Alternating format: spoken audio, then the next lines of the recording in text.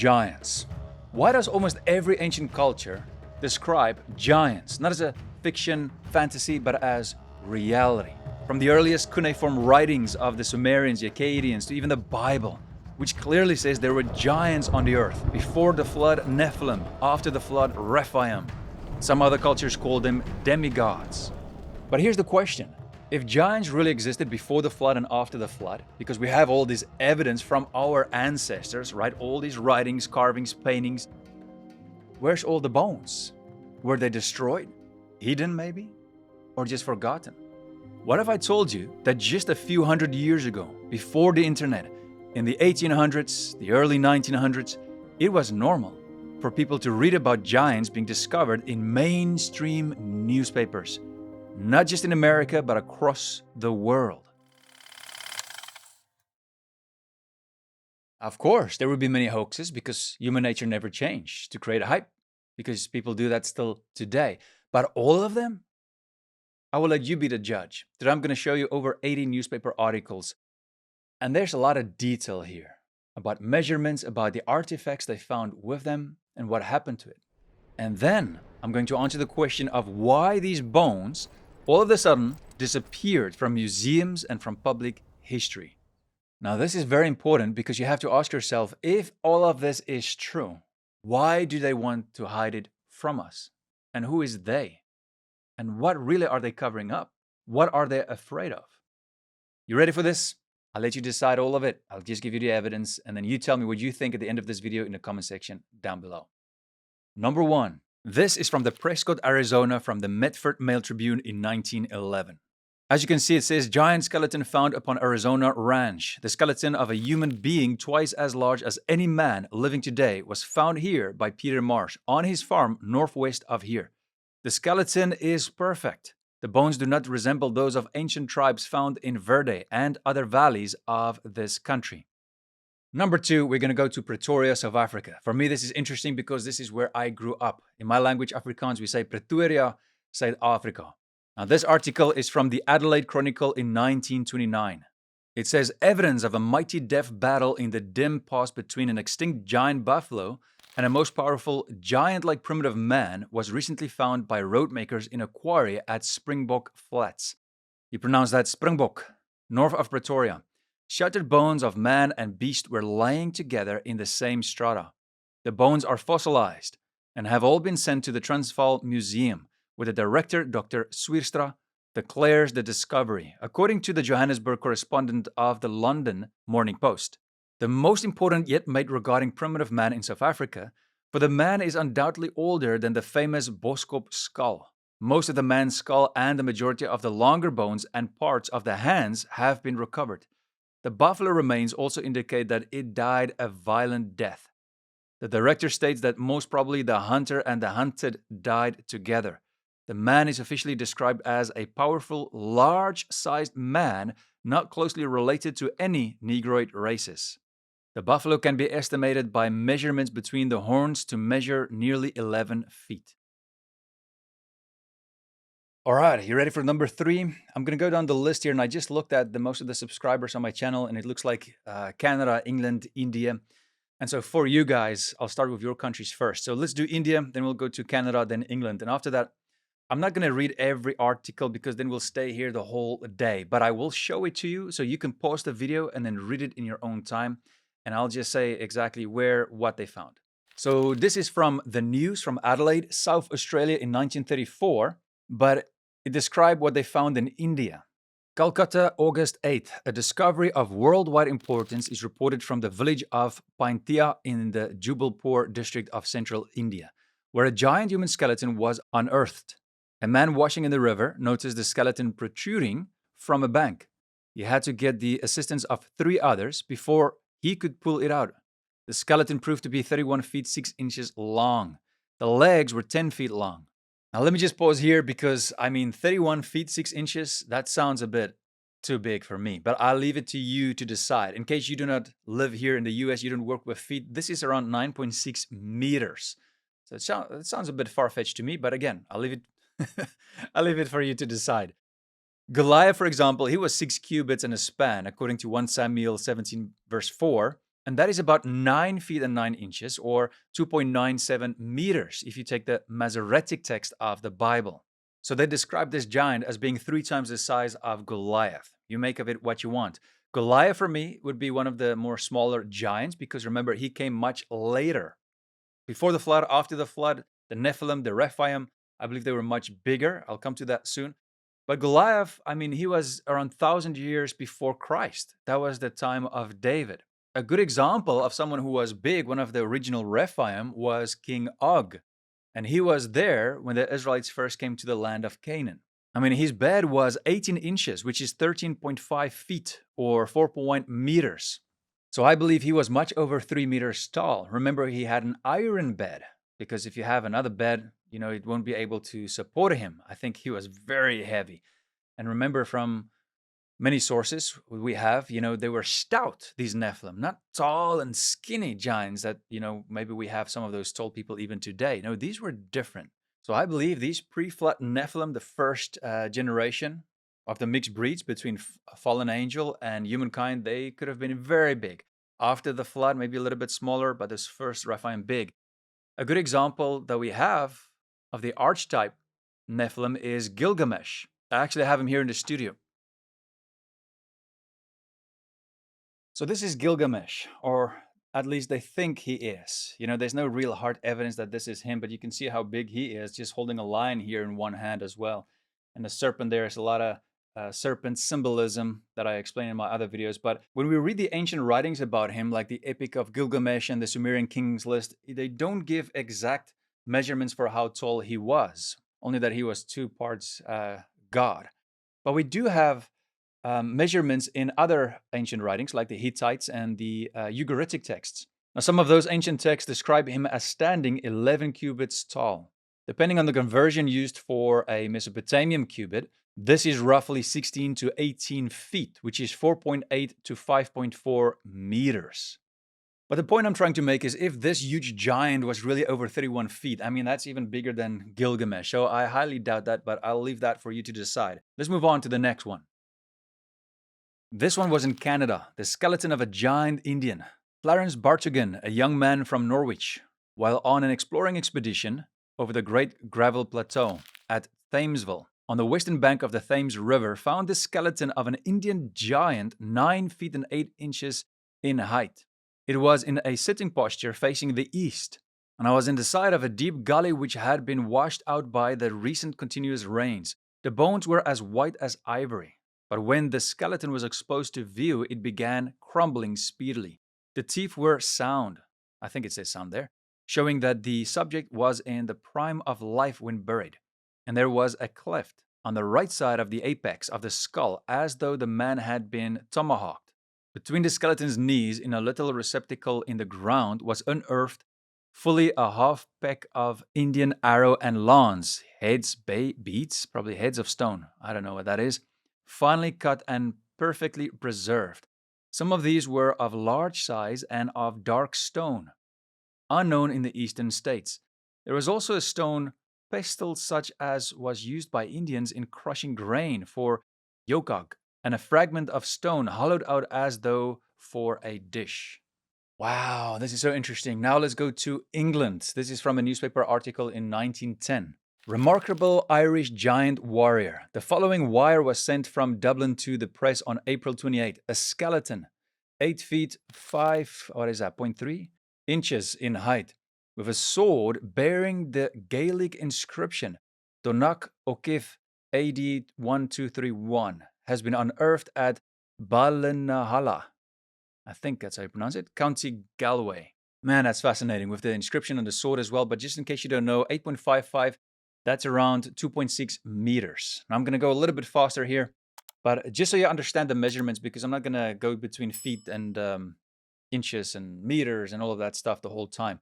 8 feet, that's close to 2.5 meters, 2.44 to be exactly, and then 10 feet is around 3 meters. Number 6, here's a 12 feet giant discovered in Missouri in 1883. Next, number 7, here's a 8.4 feet mummy a man named Fred Rawson found, and he bought it in San Diego in 1896. where the previous owner tried to sell it to the Smithsonian, but this man offered more money for it.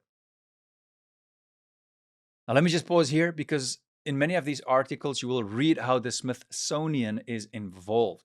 This might give us a little bit of a hint of why we don't see these ancient skeletons of giants today. But more about this later. Number 8, they found this 8-foot skeleton in Chillicothe, Ohio in 1897 with 10 other skeletons. Number 9, 14 skeletons with huge skulls were found dating back to prehistoric times. They were in slate coffins from Grenoble, France in 1930. Number 10, they found this 10-foot, which is 3 meters, prehistoric giant at a stone quarry 3 miles northwest of Akron, Ohio in 1899. Now, it's interesting to me that it says it's the skeleton of a prehistoric man believed to have lived in prehistoric times and relics of a time when civilization was just beginning to dawn.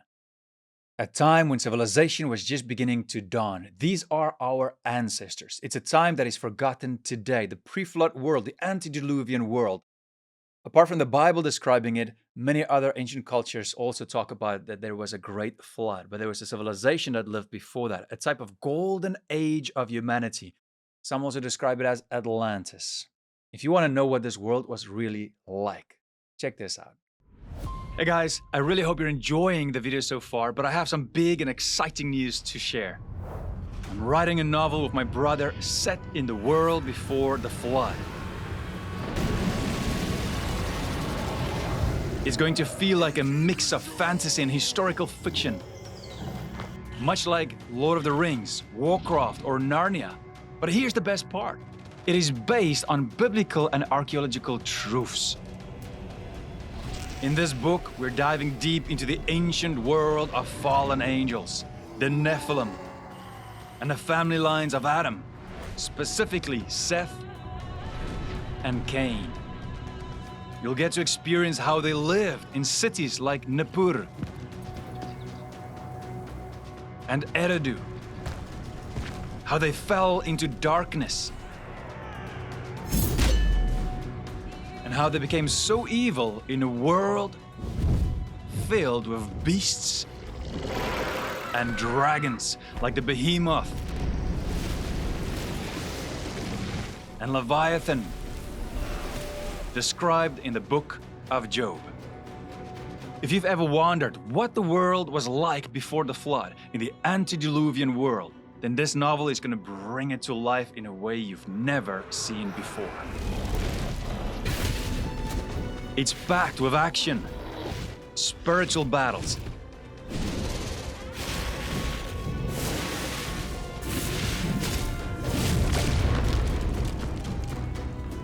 and deep insights into humanity's early struggles. It answers the biggest questions of humanity. Why are we here? What is the meaning of life? And where are we going when we die? And here's the exciting part. I'm giving you, all my amazing subscribers, exclusive access to the first 4 chapters of the novel for free. Just click the link in the video description, enter your name, email, and we'll send it to you. Now, if you're watching this video much later, this book might already be out. And then you can just grab it at any of our websites, at DLM Christian Lifestyle or Ruach Entertainment. Now, this book is perfect for unbelievers and even for those on the fence when it comes to their faith, because it's a gripping story that pulls you in, and before you know it, you will see how it aligns with the truth in God's Word, the Bible. Now, thank you for sticking with me. Let's get back to the message of today. All right, let's go to number 11.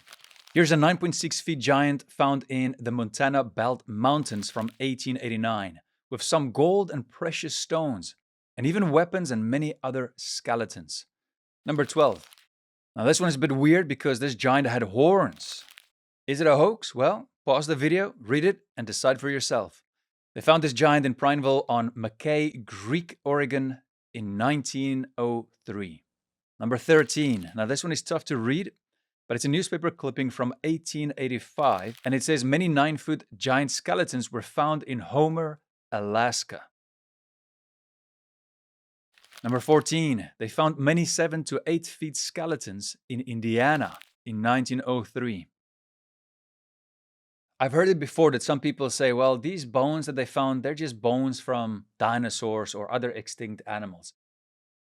Well, the bones from a human is very different from the bones of an animal or a dinosaur, especially if you can see the hands and the skeleton, the head, the skull, the ribs, and when they are mostly in very good form. Here's an example of one found in San Pedro, California. Not only was the body and skull abnormally large, but the skull was also thicker. This newspaper is from 1909. Remember, there are a lot more. We just started. Number 15, they found this giant buried under a large flat rock in Westernport, Maryland in 1921. This ancient way, the way they buried it under a large flat rock that's too heavy for us as normal humans to even carry, it reminds me of so many examples. One is in Gilgal, Rephaim in Israel that I went to.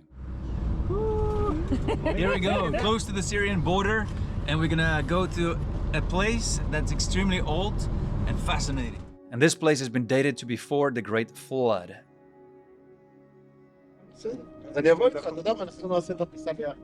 We're here. Come and check this out. Gilgal, Rephaim. This is it. This is massive, right?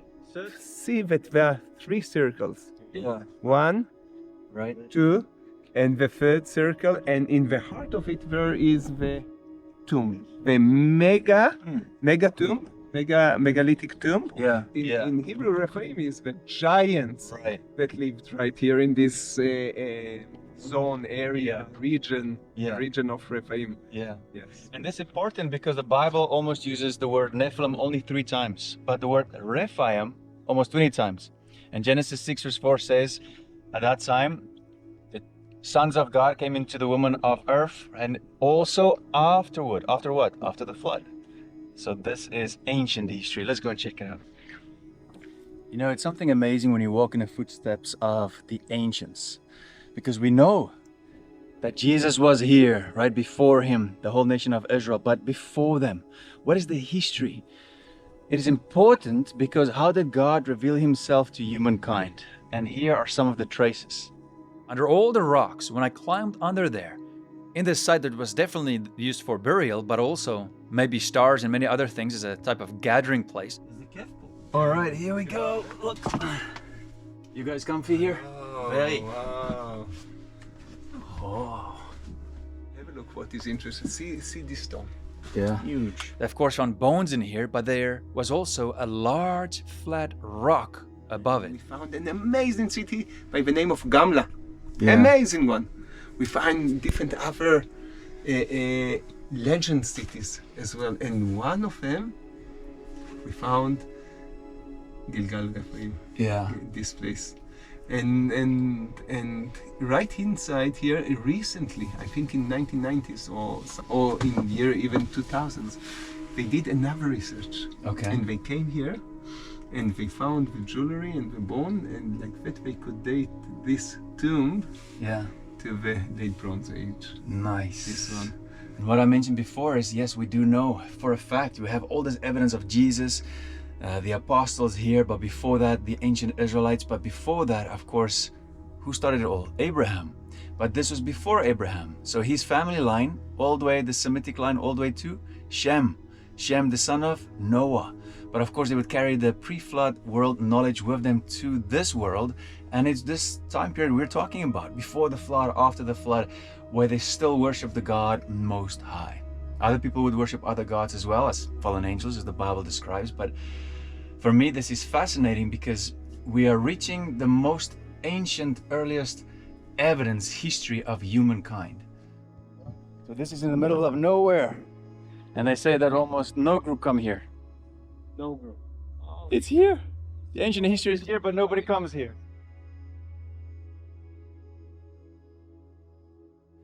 And it's amazing. It's amazing. It's fascinating, isn't it? They're starting to find more and more of these huge monoliths, these ancient big stones. That's just impossible for us normal humans to even carry. And they start to find this all over the world. An interesting place for me is Göbekli Tepe, but there are many others, which takes us to number 16. This is an example from Guam in 1922. It basically says they discovered giant monoliths and burial tombs and also skulls of skeletons of an ancient people who were very large. And the great stones were raised with what must have been Herculean effort. Herculean effort. They might have been actually very close to something here. Hercules, a demigod, the giants, descendants of Nephilim. Mixed breeds between fallen angels that people worship as gods and human females. Again, must have been Herculean effort, for they weighed 30 tons or more, larger than any stone in the pyramids in Egypt. And then it mentions more about giant race uncovered. Herculean effort. Sorry, I'm still stuck on this one. Hercules, right? He is from the female Alcmene and the god, so-called god, Zeus. It's also interesting why Jesus took the disciples to the gates of Hades, the gates of hell, but they had this pantheon of gods that they worshipped at that time. Wow. They worshipped a lot of gods here, a pantheon of gods, but of course, the gates of Hades, the Old Testament calls Hades Gehenna. And Zeus was also there. I mean, the place they worshipped him. And I talked a little bit more about this in my series called How All Ancient Religions Started. Please go and watch that if you have some time. Flood before the Tower of Babel and also after. Now, when we look at history, we need to... And if you want to know why Jesus took the disciples here to the gates of hell in the first place, to basically declare or reveal that he is the true Son of God, God himself, it's a very interesting reason that you will find out. I'll add that video for you at the end of this one as well. A lot of people seem to think that the antediluvian world, the world before the flood, people were only there in ancient Mesopotamia, right? Today, the areas of the Euphrates, the Tigris River in Iraq. If you go up to Iran, some civilizations there as well. But no, remember the pre-flood world was totally different. A lot less water, because remember the water only came with the flood from the earth. The crust broke open, and also from the top. People lived for centuries at that time, and they traveled far because there are a lot less water. We can probably talk about this more, but you can watch my videos of that a little bit later. And just before we continue, I just want to let you know that in many of these articles, if you actually pause and just read through it, you'll see that they don't just talk about the skeletons that were found with all the detail, but also very interesting artifacts, like weapons and jewelry. For example, near Paris, France, in a railway cutting in 1894, they found this Neolithic large giant. In other words, it could be from the pre-flood period, with a 6th century Merovingian cemetery of around 600 tombs, and with sarcophagi, knives, spears, vases, ornaments, and pottery. Let me just stop here because this is very important. Many of you might not know that France, they have a very long history with ancient secret societies. There's still secret societies today across the world that controls puppets in government and big corporations, but this is important because the Merovingians, what I just talked about in this article, their family lines go very, very far back, and they believe that some of their DNA comes from King David, from the Bible, yes. And this is important because there are secret societies who believe that they will bring forth the Antichrist. Remember, the Bible talks about the Antichrist, right? There will be 10 kings as well, and they'll bring forth the Antichrist that people will believe is the Messiah, even the Jews.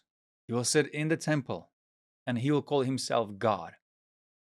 And these powerful families, the elites, some of them believe that their DNA come from King David, and this is why some people might even think, I believe, that they will have the right to claim that they are the Messiah.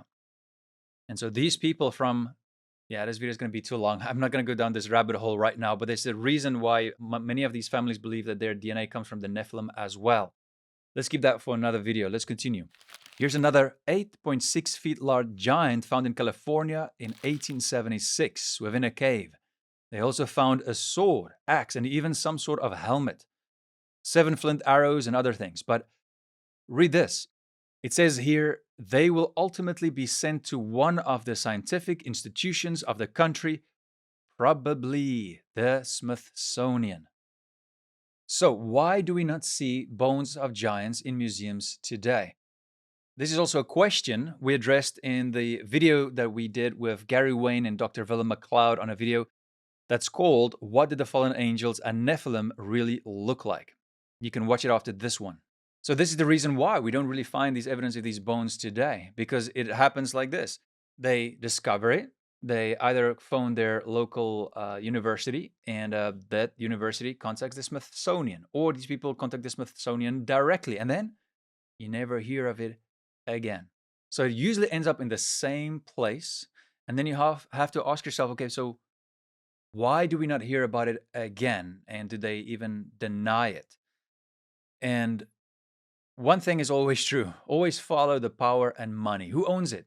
Well, you might not have known this, but the so-called Royal Society is the parent organization of the Smithsonian. Now, I'm going to explain this to you while I show you some more clips, newspaper articles of giants, because we have a lot to get through. And remember, you can just pause it anytime and you can read it in your own free time. The Smithsonian was started by a man from the Royal Society and Rosicrucians called James Smithson. So now you see Smithsonian Smithson in 1846, and in his will, he left his entire estate to the US to create it. And of course, it was sponsored by Masonic organizations working in the background, including those in the government. Now take a look at this. Because the same people who took these giants early 1900s today say it was a hoax. And for me, that kind of thing always raises my eyebrow. They said it was supposedly debunked by Alice Hrdlicka, curator of anthropology at the Smithsonian Institute. So let me ask you, do you believe them? The same people who took it, in all of it, in some of these newspapers, they now say, of course, well, there's nothing to see here. And then also, of course, the Vatican has also been collecting many ancient artifacts, and nobody really knows what they really have because they don't say. Now, I'm not going to go into that rabbit trail of the Vatican as well. Not of what I believe, but just facts when we look at history. In the ancient times as well, not like today, right? When people were very different, strange, a lot of hair or very big. Today we have a lot of people who are more obese compared to a few decades ago, but they would call them in those days freaks in circuses, right? And some people would travel around just so people could pay to see certain weird things. But people also did so with ancient giant skeletons. As you can see, for example, in this paper advertisement, selling it so that people can actually do this. Now, as humans, we never change, right? The human nature. We're curious beings. We want to know why. And it's good because you have to always ask why. But this thing of displaying strange and interesting things, it's not new. If you're a Christian and you still don't believe what the Bible itself says about giants, I would ask you to go and read. Especially when you feel uncomfortable with reading certain things in the Bible, it shows that you still need to grow in that area because you need to change your perspective of the truth based on the truth itself, which is the Word of God. And in the Bible, it doesn't just mention giants, but also how they displayed some of it. For example, Deuteronomy 3 verse 11 says, "For only Og, the king of Bashan, was left of the remnant of the Rephaim. Behold, his bed was a bed of iron." Now listen to this. "Is it not in Rabbah of the Ammonites?" So it's as if saying, hey, this is where it still is. Is it not in Rabbah of the Ammonites? It's still there for people to go and see for themselves. In other words, they kept it on display. Now, I've also added a full list for you in the video description of over 80 newspaper articles of giants given to me by Gary Wayne to share with you all. And of course, I did a bit of my own research and you can do your own as well. And take some time, go and read it in your own free time and share it. Share this video because there's no purpose to live outside of the truth. Now, I want you to let me know what you think about these newspaper articles in the comment section down below. And if you want to know more about the Nephilim, the giants, because you might have a lot of questions. Well, I have a lot of answers that I already answered in some of these videos here. Go and check this playlist here as well. Remember to subscribe so you won't miss anything. And never forget that life is short, so do not waste yours. Cheers, guys.